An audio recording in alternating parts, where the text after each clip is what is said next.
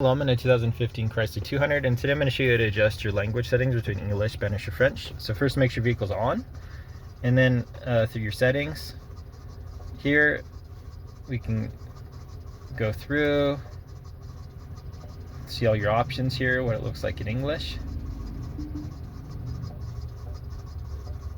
So under display, we'll hit language, and then here's English, French, or Spanish. So let's say we want Spanish.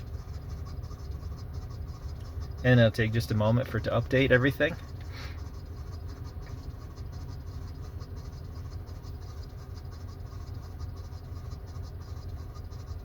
Alright, so now everything's in Spanish.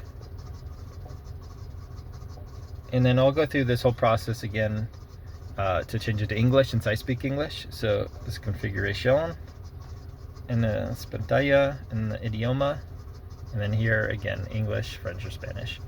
And it's all the same buttons. But otherwise, I hope this is helpful. Hope you have a wonderful day.